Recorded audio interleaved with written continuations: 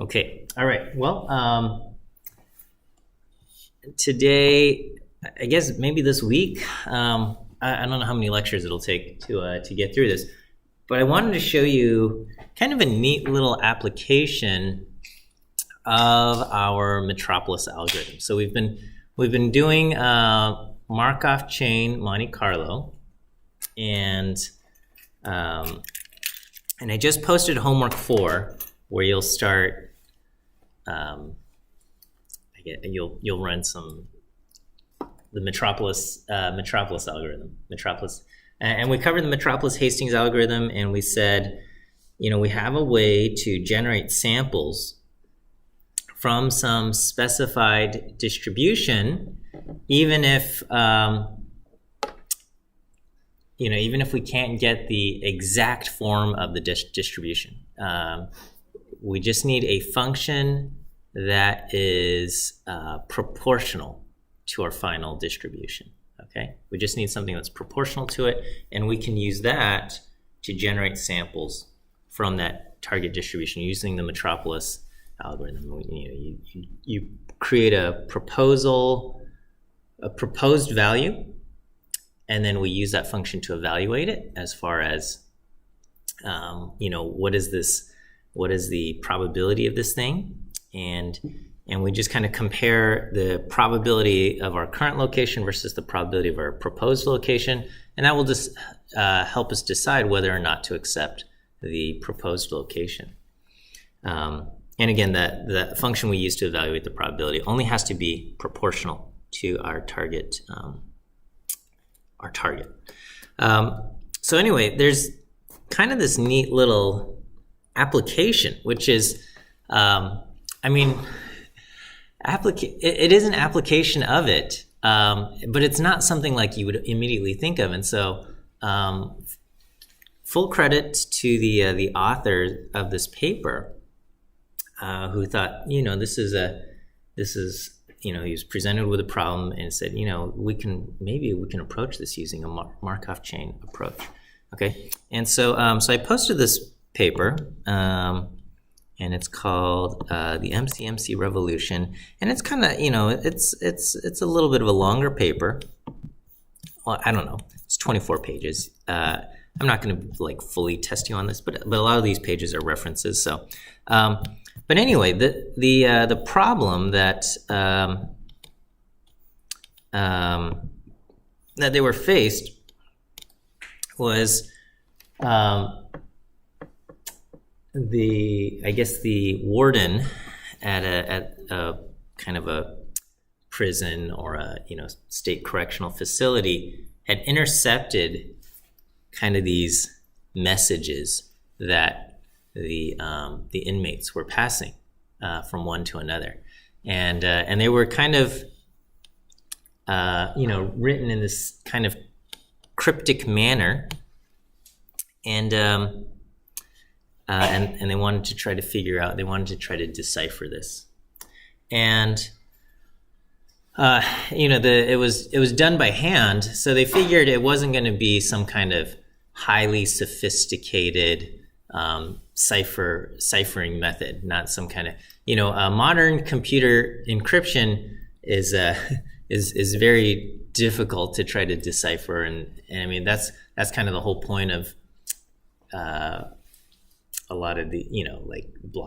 a lot of blockchain stuff and stuff is kind of the idea that you can't just decipher these decrypt these things and crack them.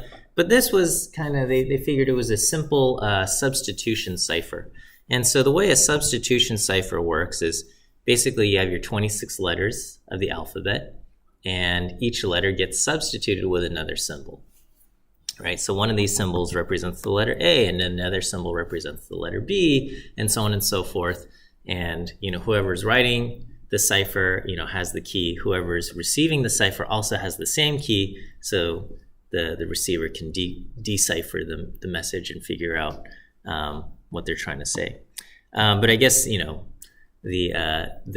guards of the prison intercepted this message, and they wanted to kind of see what they were writing to each other to try to, I don't know, in case something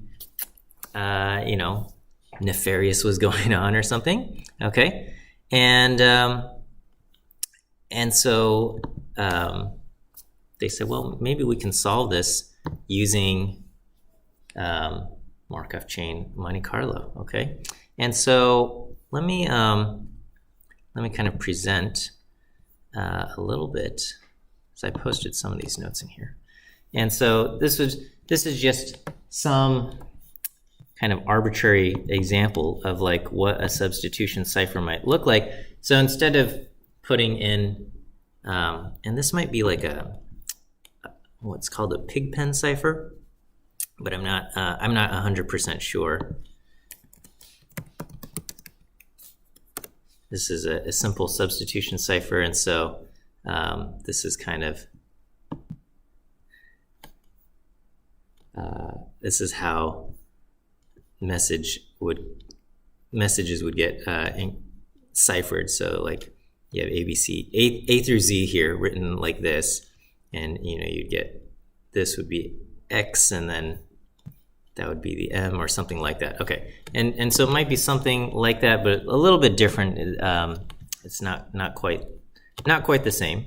Okay, but to kind of just illustrate what we're going to do is we're going to I'll just do a substitution cipher where and I don't know if you ever had these puzzles like in your kid's activity book when you were in elementary school or something, and you would have like the letters would be replaced and you'd have a cipher, a deciphering key, and you would kind of replace all of these things, right? And so let's say we wanted to do encode hello friend, right? So here H gets ciphered to B, E gets ciphered to ciphered to U, substituted with U, L gets replaced with M, and O gets replaced with I, and then friend becomes JKFUNO. All right. So that is our message. Okay. And so we would send this off. Okay. And then the person receiving it would then have the same kind of thing, and they would go, okay, B goes back to H, U goes back to E, and then they would decipher it, and they'd say, oh, okay, this is going to be hello friend. And the question now is, what if you just intercepted this part without the key, without this letter mapping? Can we figure out the original text? So that's kind of our question. And we could try out this brute force approach where we just say, well, I don't know what the deciphering key is, but here's just one possible decipher key, and here's another possible deciphering key. And these are just totally just random things, okay? Or arbitrary shuffling of the letters.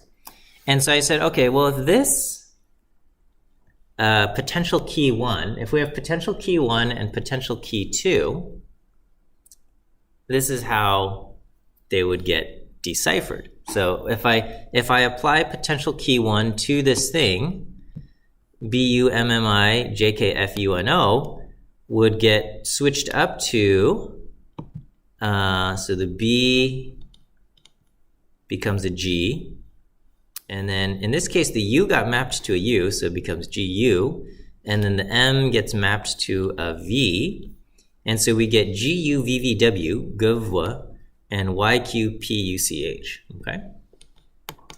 And then, and over here, with potential key 2, the B gets mapped to an R, the U gets mapped to an A, the M gets mapped to an L, and the I gets mapped to a P, and then, J goes to, where's J? Goes to C, and K goes to H, and so on, and then we get this, okay? Ralp Chowamax. Okay. Now, both of these look wrong, okay?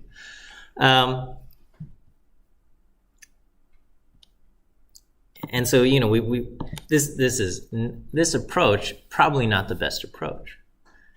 But at the same time, I would argue that we are not at a complete loss here, okay? Because if we compare these two, one of these looks a little bit better than the other, right? In terms of like, so neither of these are real messages, okay? Now, I guess it is possible.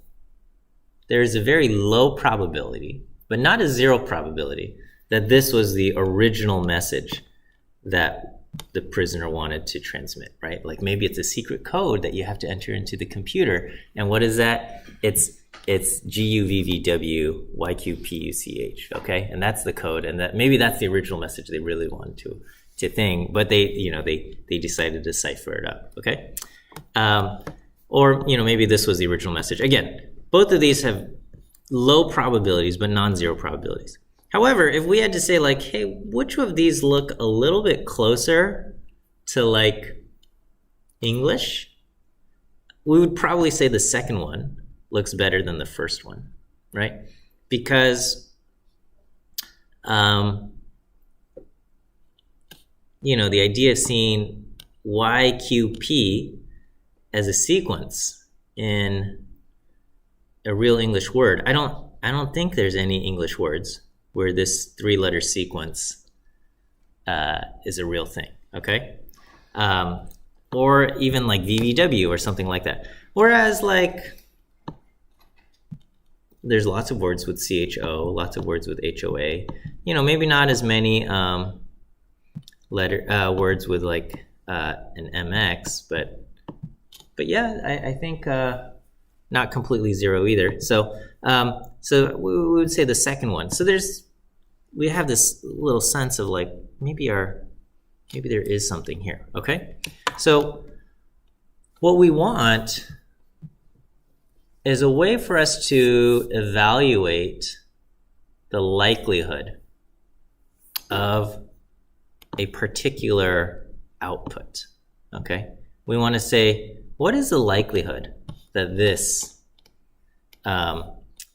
that when we apply the cipher, that kind of this is the output. Given that this is the output, what is the likelihood that these were like the original messages here? So how can we evaluate the likelihood? So,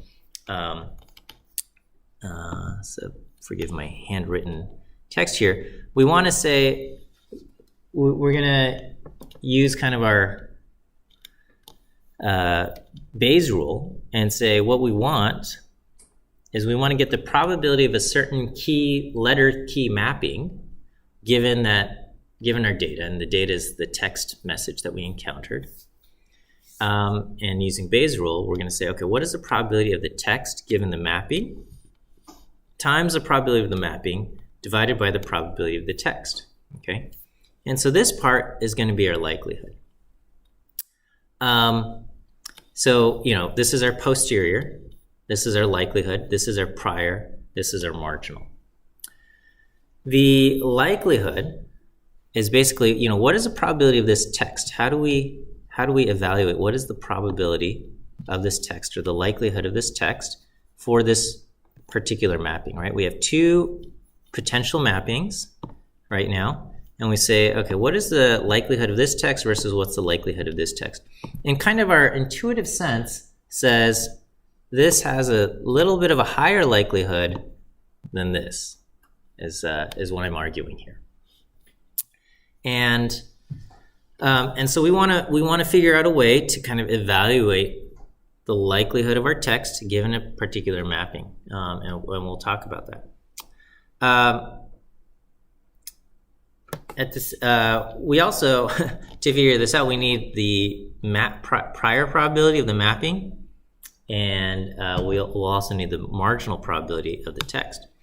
Now, the prior probability for the mapping, I would argue, could just be a constant.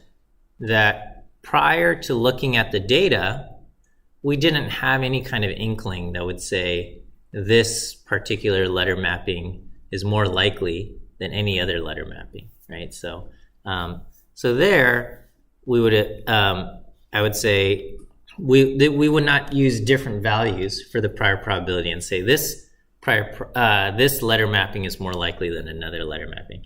I suppose if you had additional information, you might be able to change this, and you can say,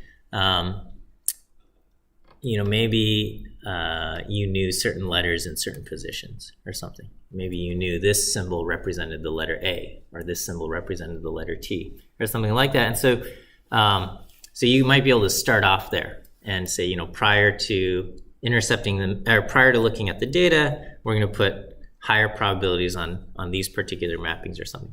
But as for now, we're just going to leave it a constant and just say no particular letter mapping is more likely than another. The marginal probability, we always said, is the sum of the numerator across all possible values of, in this case, the mapping. Okay, so we want to figure out, okay, what is basically we want to sum out or integrate out this mapping thing, and so we want to find the sum of the numerator across all possible mappings. Now, if we think about what is the state space, like what are all of the different possible mappings there are, there's a lot, right? There's 26 factorial possible mappings, because basically the A could get mapped to any of the 26 letters, and once that gets mapped, then we look at B, and then there's 25 letters left, and then C, there's 24 letters left, and so on and so forth. And so there's 26 factorial possible mappings, and if you type 26 factorial and you ask the computer to evaluate that, you get something on the order of 4 times 10 to the 26. So that is an absurdly large number of locations, possible locations. Locations is a weird idea, but because it's not like this two-dimensional space, it's this, I guess, 26-dimensional space where you have like this coordinate of like, and again, it's weird because this space is not numeric, it's letters, but you have this very high dimensional space, 26-dimensional space where the coordinate is like A gets mapped to this location and B gets mapped to this location, and so on and so forth. And so anyway, there's no way for us to, well, we don't want to just do a straight brute force approach where I just say, hey, here's a random location and let's test it out. And here's another random location and test it out. Okay, but so we'll strategize using the Metropolis algorithm. But first, we need to be able to figure out at least how to evaluate something here. Okay, so I'm going to just say, well, the mapping is a constant. Once we figure this out, the marginal probability is a constant. So really, we just need a functional form for what is the probability of our text if we have some particular mapping. And so we're going to say, all right, well, how can we talk about the probability of our text, right? And so this is what we want. We want to go, how do we evaluate this probability of the text given the mapping? And what we want to say is that whatever we're going to do, RALLP, we want to have it get a higher score than GUVVW. Okay, so we kind of want to go there, and so the way we're going to evaluate this is there's going to be kind of two parts to it. Okay, one thing we can do is we're going to look at the different letter combinations in the deciphered text. Okay, and so in English, I don't know if you knew this. What's the most common word in the English language? Most commonly used word? It's the. And as a result, the letter combination TH is the most common two-letter sequence that appears in the English language. TH is the most common. And then basically a whole bunch of like consonant followed by vowel or vowel followed by a consonant, like EN and IN, that shows up very frequently. And any of these, TA, TE, TO, all of those kinds of letters show up. And so part of what we can do to evaluate is we can kind of look at these letter combinations and just say, okay, how frequently do we see the letter sequence Q followed by P? And we will say, okay, well, that doesn't show up very frequently, right? We want to assign a low probability to that particular letter combination. What about H followed by O? And we'd give that a higher probability, okay? What about M followed by X? We'd probably give that a lower probability. What about C followed by H? A higher probability, okay? So we want to, we're going to have some kind of two-letter combination. This, by the way,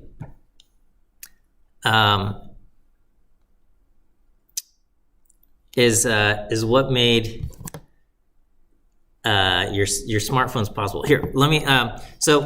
Actually, before I get into it, let me show you what we'll do. So I have uploaded a script onto Brew and Learn that you can download, and I've also uploaded warandpeace.txt. And so War and Peace is this. Oh, I guess it doesn't like. Did this work? So this comes from the Project Gutenberg, okay?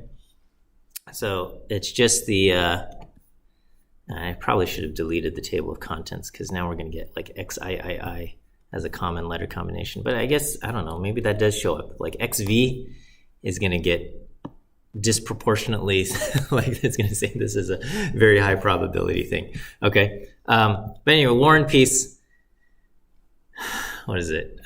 Dostoevsky? I don't know. Russian novel, and it got translated into English. So this is the English translation of War and Peace, and it's just kind of known to be this very long thing. I've never actually read it. I don't know if anybody's actually read War and Peace. I always ask my students, has anybody read War and Peace? And I did have a student who had read War and Peace. She was from Russia, and I guess that's just part of. It's probably like reading Mark Twain or something like that, right? Okay, but anyway, in the script, I have a thing that says, okay, we're going to load up War and Peace, okay, and we're going to turn everything into uppercase, and it's going to build up basically this transition probability matrix. So the transition probability matrix is going to be 27 by 27. We're going to have the 26 letters and a space as well. And we want to see, like, okay, what is the probability that A gets followed by A gets followed by B, A gets followed by C, A gets followed by D, all the way to A gets followed by Z, and A gets followed by a space. Okay, and then we go to B. What's probability that B gets followed by A, B gets followed by B, B gets followed by C, so on and so forth. Every single kind of letter combination. And what this is going to do is it's going to read through each line, and it's going to kind of substring each line to just 2 characters at a time, and it's going to say, okay, this letter is followed by this letter, and so when it finds a word that has, A followed by a B, it's going to basically add 1 to that location in the matrix, and it's going to do this for the entire text of War and Peace. Now, I could have used a different reference text. I could have gone even taken a bigger thing or like several different novels or whatever, but this is what is going to get created here. Okay, so we're going to go for each line in the reference, and then just because there's so many lines in the text file, at every 1,000 lines, we're going to just output a little bit of text here. And then, basically for each position in the reference line, we look at how many characters are in the reference line. We're going to say, this is my current letter. And then we're going to compare our current letter to our last letter, okay? And then, and we go to basically, we evaluate which row and which column we want to go to. And then if there's a thing, we're going to add 1 to it, okay? And so we're going to go through, and it is running through the text, line 10,000, 11,000, 12,000 lines, 13,000, 14,000. There's a lot of lines in this file here. Here we go.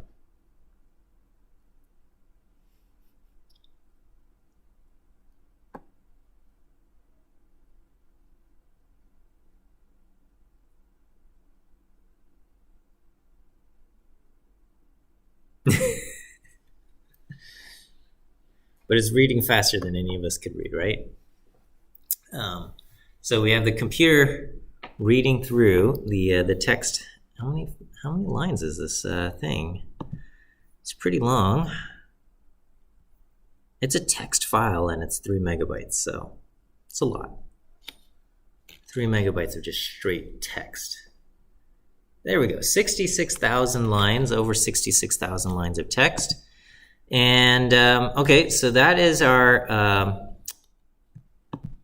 transition probability matrix. So basically, this is what it is. These are the counts. And so we could say, okay, there were 7 instances where A was followed by A, 3,458 instances where A was followed by B. Let's look at a couple other ones. So T followed by H, we had 73,760 instances. Okay, but then, we see some of these, like J followed by B happened 0 times. Q followed by any letter other than U was 0 times. Q followed by a space happened twice, but lots of these things, just showed up 0 times. Okay. So what we're going to do is basically I'm going to take the raw counts and I want to turn them into probabilities. Okay. Now I don't want to have zeros, so I'm going to just add 1 to every single cell, because if I have a 0, then basically we're saying there's a 0 probability, at least when we're deciphering things, that that F gets followed by a C. Okay. Now. So in the reference text that we read in, there was no instance where F was followed by the letter C, but it is possible that somewhere in the message that the prisoner was writing, they maybe wanted to have a word or a sequence where F gets followed by the letter C or something like that. Okay, so I'm going to go ahead and just add 1 to every single cell, and then I'm going to divide it by the total sum, and that's going to turn everything into basically proportion here. Okay, let me round this down. We'll round it down to 4 spaces. Okay, and so this is now we have things that are like mostly zeros, but again, just round it off to 4 places. And so let's see, T followed by H shows up, 2% of the time. So how many letter sequences are there? There's 27 times 27. So 1 over 729. So if it was uniform, most values would be at 0.0013. And so T shows up, T followed by H has 0.0237. So that's like 20 times more likely as your regular thing. But yeah, others, X followed by A, quite low probability. So just to kind of plot this, this is what it kind of looks like.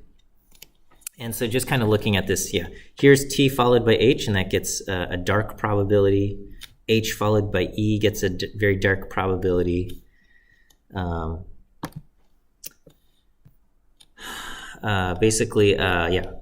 I followed by N, E followed by N, A followed by N has very high probabilities.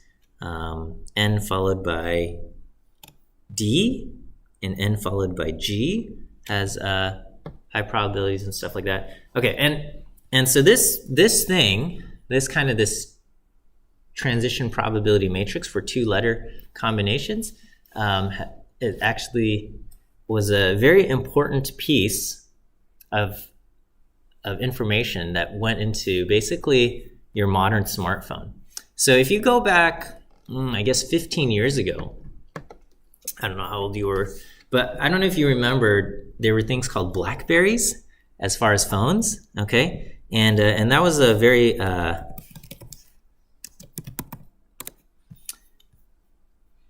this is what your BlackBerry phone looked like, okay? It had a physical keyboard, okay? It had a keyboard and there were little buttons, and it had this nice little feel where you would push the buttons, and people liked this, and the idea of a touchscreen keyboard existed, but people hated the touchscreen keyboard in comparison to this because accuracy with the touchscreen keyboard was terrible.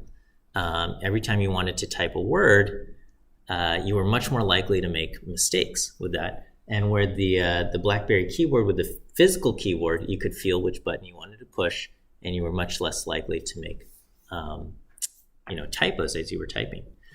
And then Apple came up, they released the iPhone, and a huge piece of the success behind the iPhone was they changed the way a touchscreen keyboard worked, okay? And I don't know if you guys know this, and this technology has been adapted to everything.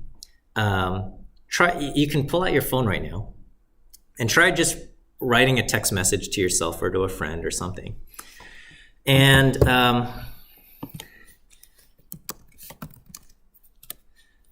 let's see.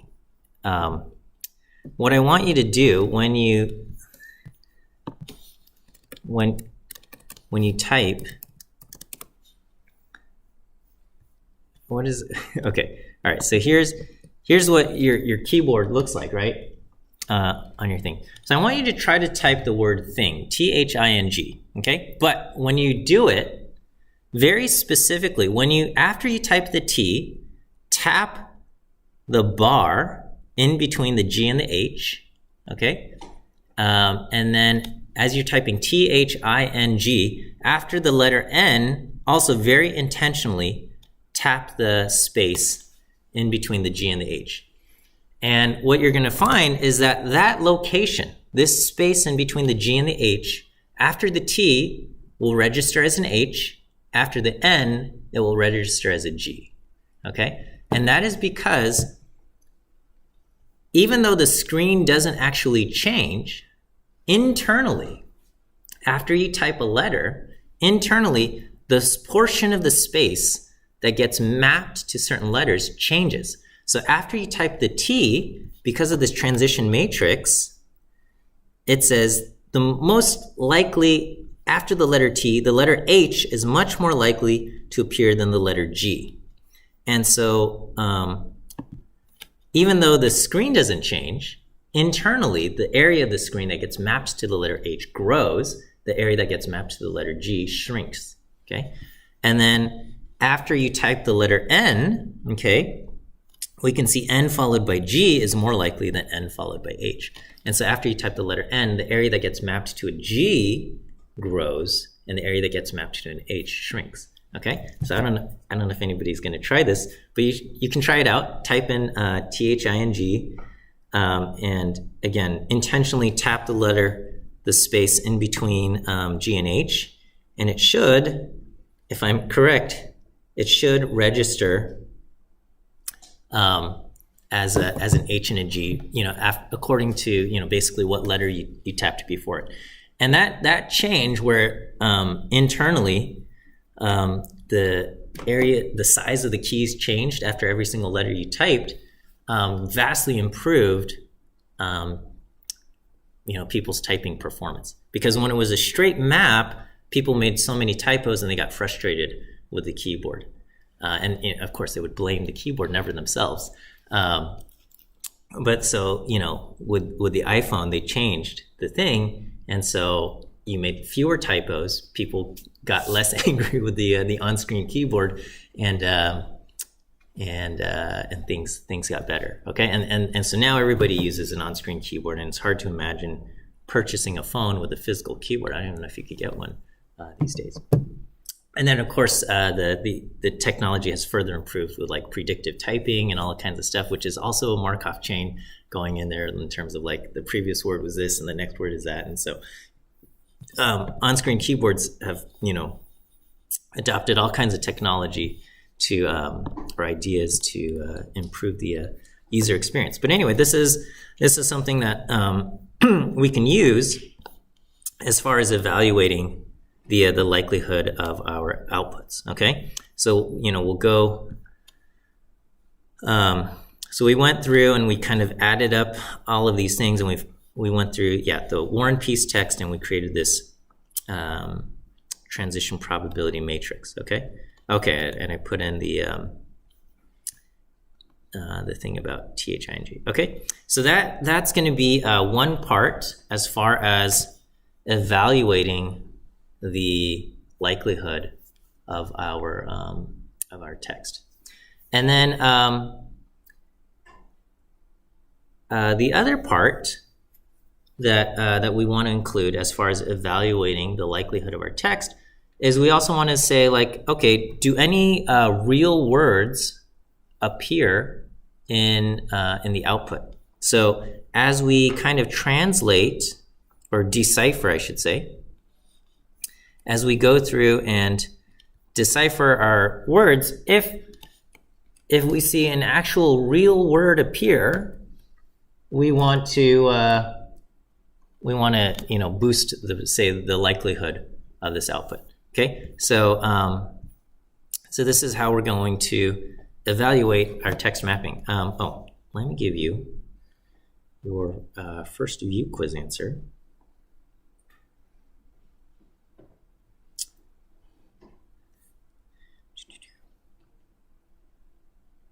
All right, our first answer is the letter A. A as in apple.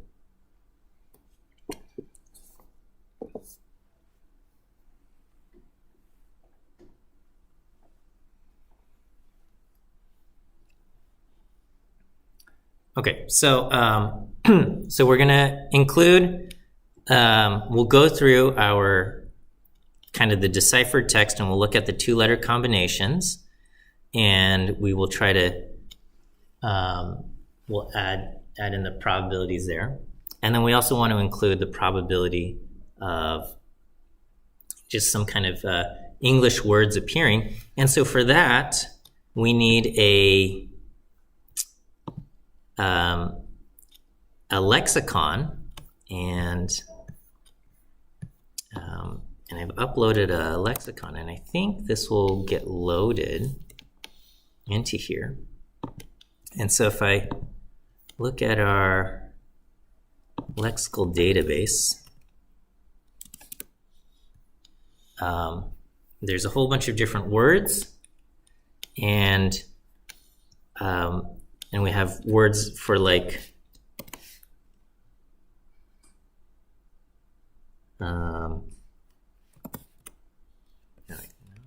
how do I do this?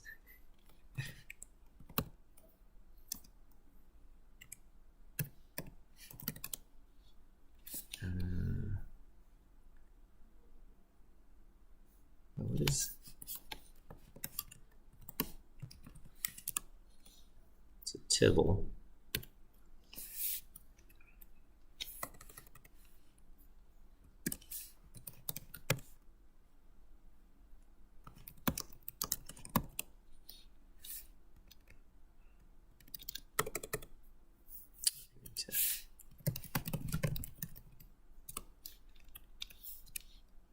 All right, so we can kind of go through and find, the probability of different kind of words. So this has 92,657 words in it, let me think. All right, so if I put in house has a probability of 0.00518. Houses has a slightly lower probability. Housing, household. So you can kind of type in different words and try to see like, okay, this is the probability of this particular word, and so I don't know I don't know. Do you think what do you think shows up more, dog or cat? Dog shows up 1, 2, 3, 4, 0.0000759. What do you think? What do you think? Cat or dog? Higher or lower than dog? Cat's lower about half as much. Versus, what do you think? Anything or man? Oh, that's like way more than dog. I don't know. Water versus fire. Oh, kind of similar, but water's more. But anyway, all right. So you can kind of look up all of these things, and I think fire, fires, fired, firing. Okay. Well, anyway. So this is some kind of database, and I'm trying to remember how the construction of this. I think Wikipedia has stuff, but in terms of like word probabilities. So, and obviously this might not be the most accurate source of data, but we're going to kind of use it. I mean, maybe it's accurate enough for our purposes here. Okay, and so we're going to kind of go through and we're going to say like, okay, this real English word appeared, and so because of this real English word appeared, we want to increase the score. And then, but also, if a word doesn't appear, right? So one of the things was like, as we tried to do like hello friend or something, we had RALLP as a possible thing, and that's not a real word, and so we get kind of a 0. But again, we don't want any actual zeros in here because zeros would break our thing, so we're going to just put in some arbitrary small probability there, okay? And so, I have this kind of lexical database listing of all of their words and basically their relative frequency, and if it doesn't find it, it's going to return null. So we're going to use that as a way to kind of evaluate kind of the probabilities of some kind of sequence. And so, so we have a couple kind of functions here. And so this is going to be our text that we want to try to decipher.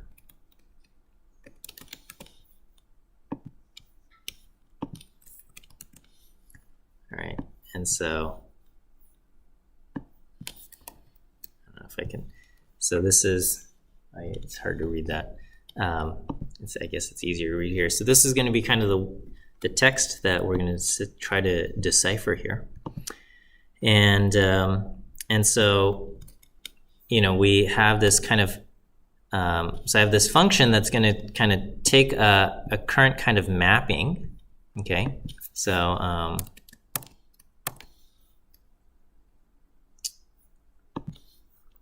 and we can apply our mapping. So if we look at mapping 1, right, this is, A goes to H and B goes to T and so on and so forth.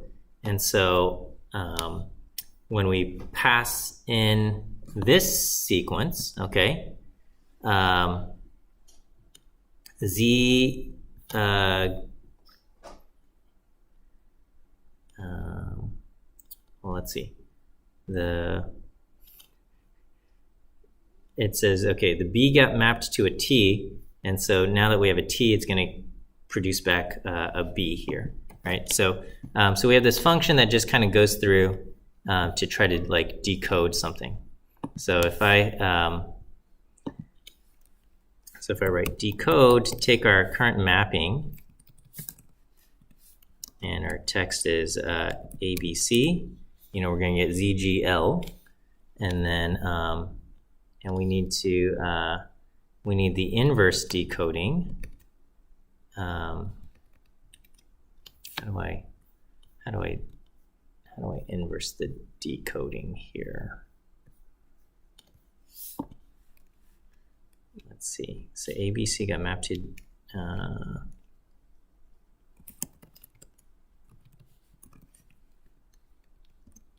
actually, I don't know if this is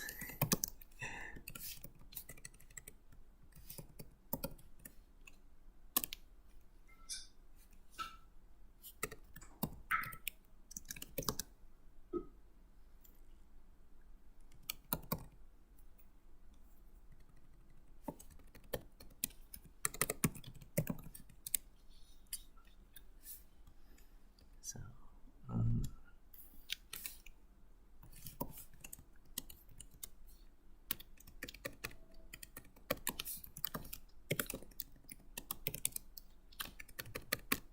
we'll call this the D map.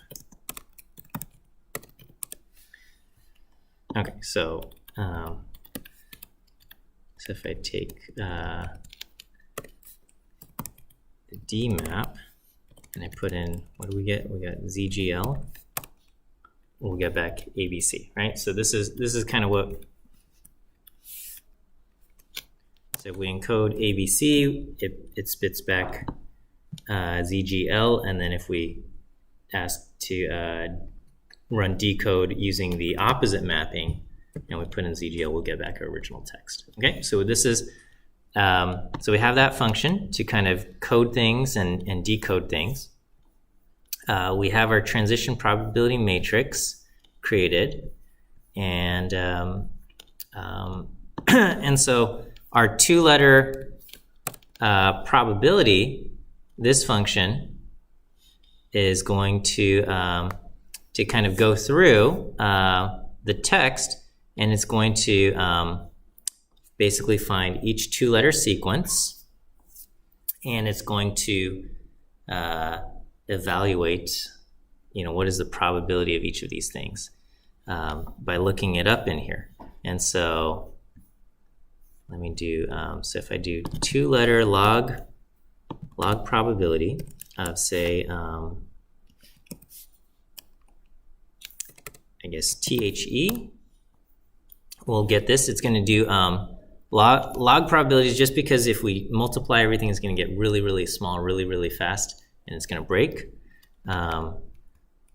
Versus, so here is looking at TH. TH is that, and HE gives me that. Oh, I thought it would be the sum here. Two-letter log probability of that text versus, let's do XYZ. So XYZ has a much lower log probability. Oh, it looks up, okay. The way it's working, I think, is it looks at space T, TH, HE, and E space, I think, is what it's doing to figure this out. Let me log of our transition probability matrix. Okay, so looking at each of these things, so let me just do, so if I just type in the letter A, it's going to give me -9, and I think that's found by doing space followed by A, which gives me a -3.79, and then A followed by a space, which is -5.3, and it's going to add those. So -3.79 plus -5.03. Yeah, when did I, oh, 5.3. Yeah, okay, so that's how it's doing it. Okay, so we have the log of our transition probability matrix looks like this. Here, let me round this down. Round to 1 decimal place, so that kind of fits a little bit easier. And then so if we do something like THE, it's going to look up space t, negative 3.5, so the word that starts with T, and then T followed by H gives me negative 3.7, H followed by an E, negative 3.7, and then E followed by a space, which is negative 3.3. And so that's what THE is going to give us. And then again, XYZ, looking at those words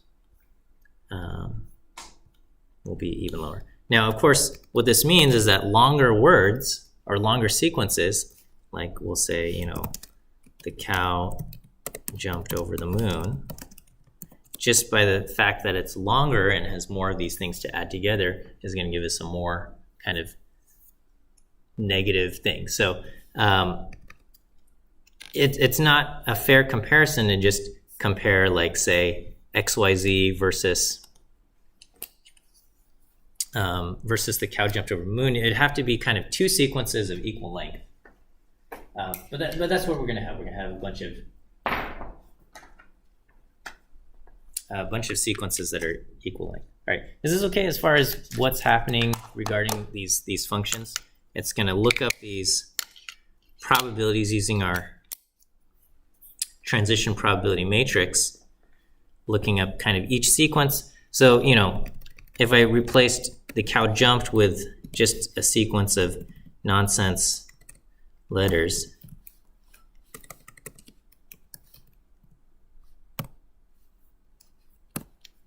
okay, so this is going to give us, you know, a more negative thing, because it's going to say, all right, the sequence of XJPYRQ is much less likely than some other sequence. Okay, so that's good. Okay, and then the other part that we are going to evaluate is we're going to look up in our lexical database. Okay, we have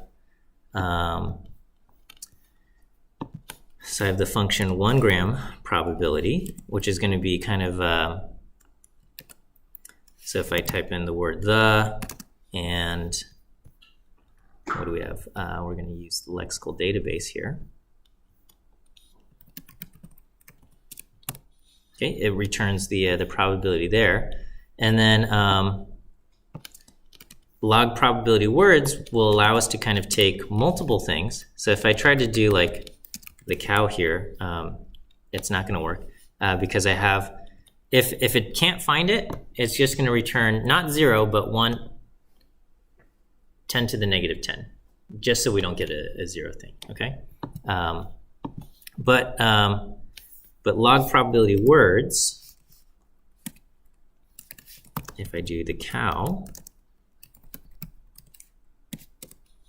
it's going to look up the, and it's going to look up cow, and I think add them together. So if I do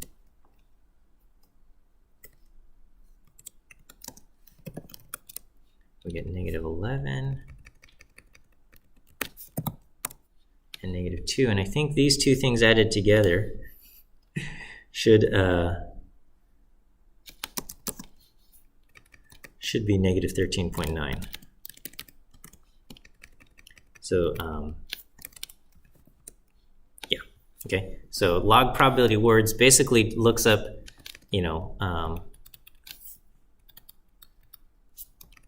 so if I do the cow jumped over the moon, we get negative 44, versus if I just replace the cow jumped with just some gibberish nonsense, it doesn't work. And, you know, basically if I just have gibberish nonsense, we'll get negative 23. And basically every nonsense word will give me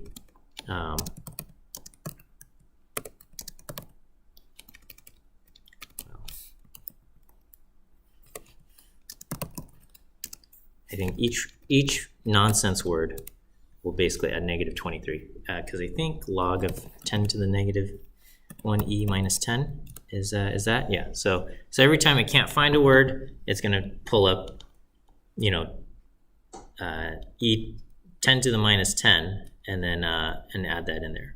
So we're going to kind of have the combination of these two things going on. So we're going to look up the 2-letter sequence, and then we're going to have the looking up the actual words here to evaluate our probabilities. All right. So that's how we are going to try to evaluate the likelihood of our text. So we're going to say, all right, here is our potential mapping. We take the ciphered text, run it through the potential mapping, and we get back this GUVVW YQ. So here we'll run this through it, and so log probability of words. So we're going to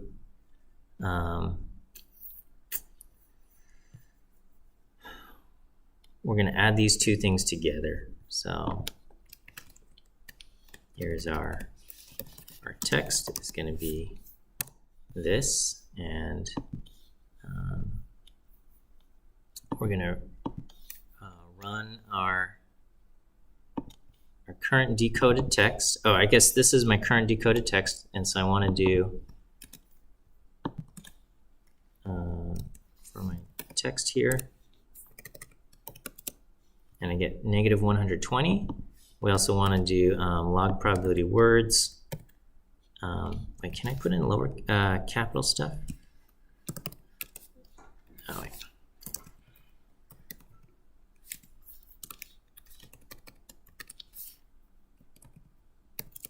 Okay, so yes, I can put in all caps words because I think log probability words, yeah, it turns it into lower. Okay, and so we'll also put in our text.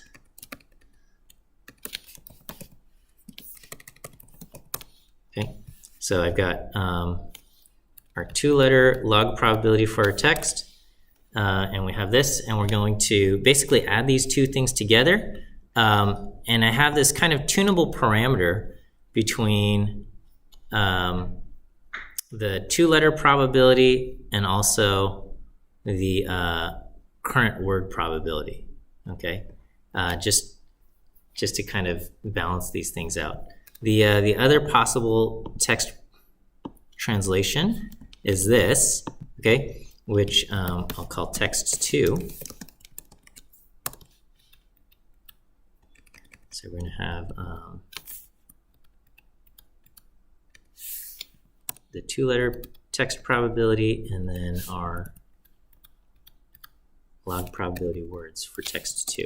Okay, so as far as real words go, both of these get the same score for the log probability words. But as far as the 2-letter text probability, so if I compare text and text 2, we see that text 2 has the better 2-letter text probabilities there. Okay, and so we're kind of going to go through this and evaluate our letter probabilities here this way. And so the way we're going to evaluate this is we're going to use. All right, so we have a way to. Sorry. Let me back up for a second. So big picture, all we've done so far is just come up with a reasonable way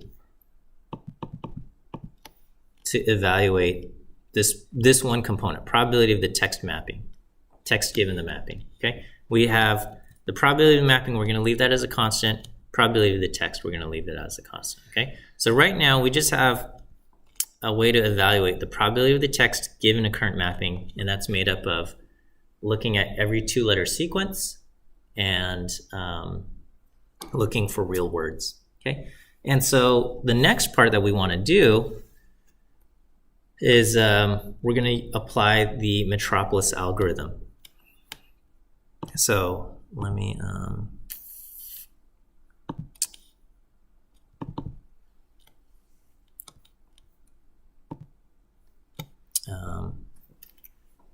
talk about this. So this is our message that we want to try to decipher, and we have this, here's one potential mapping, and we say, okay, what if we run this through here, what are we going to get? Okay, this is the text that comes back, right? And we say, okay, well, what is the probability of this cipher key mapping? And so far, all we can say is that we just have a function that's able to calculate the probability of this text given the cipher key mapping. Now, because of Bayes' rule, and we're using constants for the prior probability and a constant for the marginal probability, we can say kind of our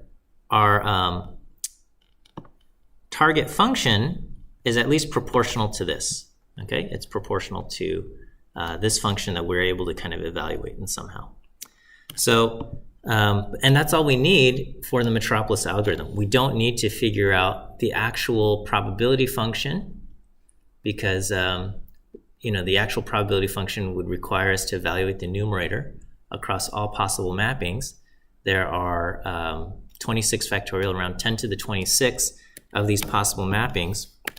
Too many for us to evaluate, and so we're not gonna bother with that. Okay, so we said, this is just a summary here. We evaluate the likelihood of the text as a combination of these two things, looking at the kind of two-letter combinations and looking for any kind of real words. And so if we just did a blind brute force approach, the probability of hitting any actual good mapping by random chance is very low. So, so as far as doing some kind of like rejection sampling just says like evaluate, select a random location and then see if we accept it or reject it. That's not going to work well. But what we can do is we can take our current location and propose a new location. So remember, with the Metropolis algorithm, I said, let's, if we wanted to generate a sample from the normal distribution centered at 15, I could start off with a very terrible location, like starting off at 100. And basically, anything that I propose that's a little bit better, we're going to move in that direction. So what I'm going to do is I'm going to start off with basically some kind of terrible location, and I'm just going to propose a move. And the move I'm going to propose is we're going to just say, let's try swapping two letters. So let's say I start off with this. This is my current mapping.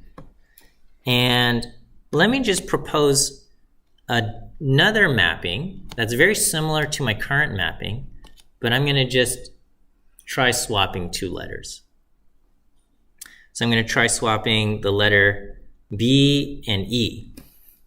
And so if I do this, okay, then what happens? Okay, the letter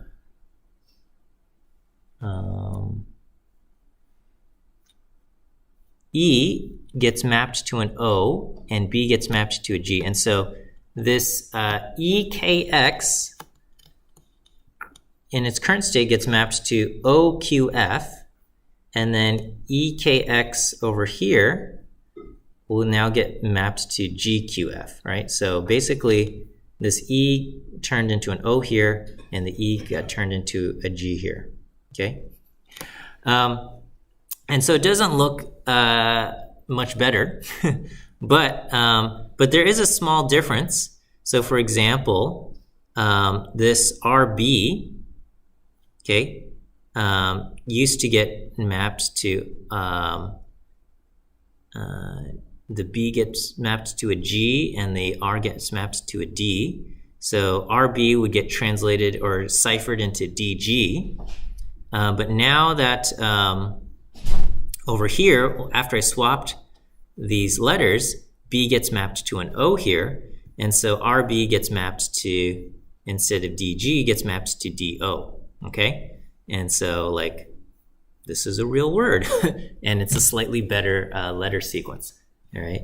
And so most of this is still total gibberish and nonsense, okay? But now we have things like TBR becomes BOD and RB becomes DO.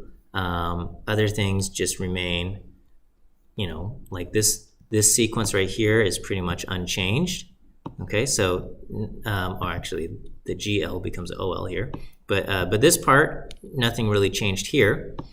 So that part is unaffected. But overall, the effect is swapping these two letters, the B and the E, results in a small improvement in our likelihood.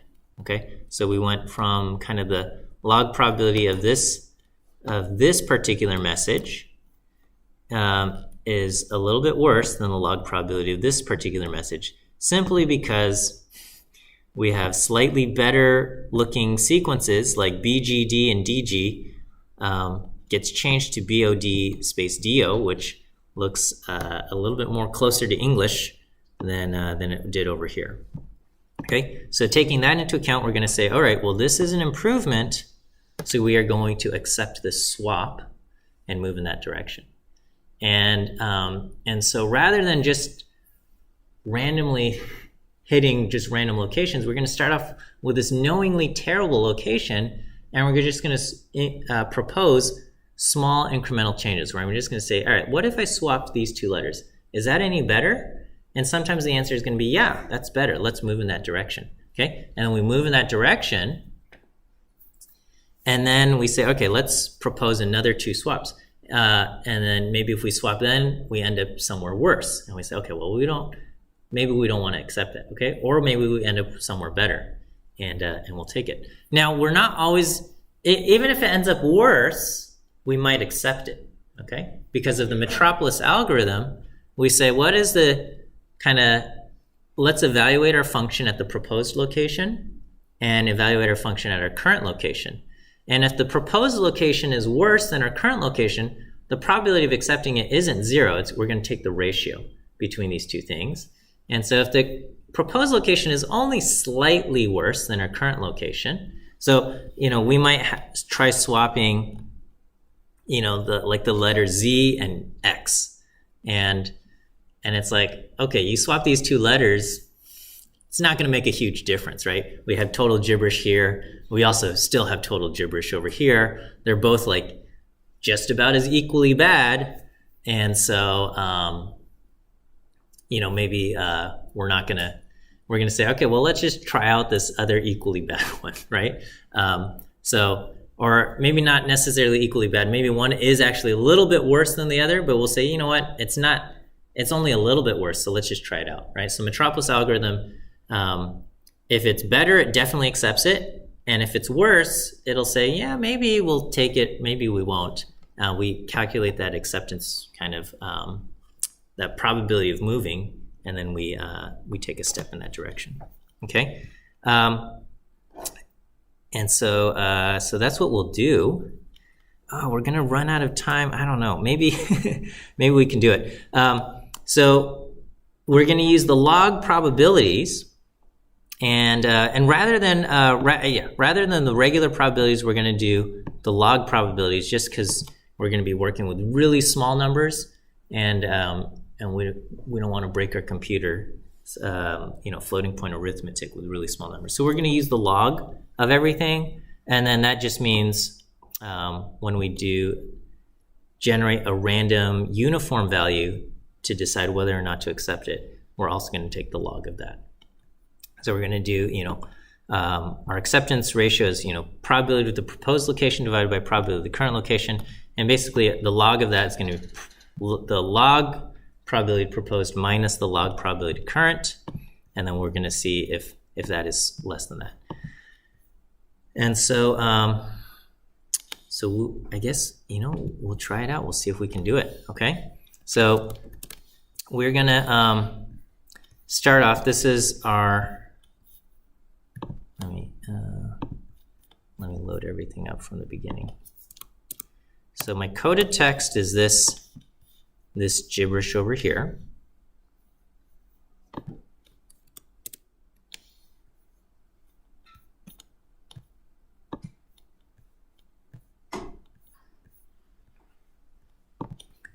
load in our transition probability matrix. We get that. We have our functions that will evaluate the probability of each of these things, okay? And then I have this tunable parameter deciding like which of these priorities are more important. And then, and we will try running this, okay? So this is the Metropolis algorithm. We have our current mapping. I'm gonna propose swapping 2 letters in our current mapping for our proposed mapping. And then we're going to evaluate the proposed mapping. We're going to evaluate the log probability of our current mapping, which is our current combined likelihood. And if it's better, we will accept it. And if it's not, we might accept it, okay, by doing, picking a random value and asking if it's better than our proposed likelihood or current likelihood, okay? So we'll do that, and if we accept it, we'll do that. So this is not strictly, so the Metropolis algorithm is used to generate random samples, and we're not using it to generate, for the goal of generating random samples. We're using the property of the Metropolis algorithm of being able to start off in a terrible location and getting to a better, higher probability location. So I'm gonna run this, and you're gonna see kind of the gibberish text slowly become something more intelligible here. All right, so we started off, and so now after several kind of iterations and proposals that have been accepted, we have, it's still gibberish, but this looks a lot better in terms of like, it looks closer to English, okay? Any idea of what these words are? So now we're at Ayrton Hadouet, had to be on rot, to be that, P.S. the sieste pour, whethen tops, so not quite English. We have the, so this is, so, again, it's just proposing these 2-letter swappings at random, and it's asking, should we kind of accept this or not?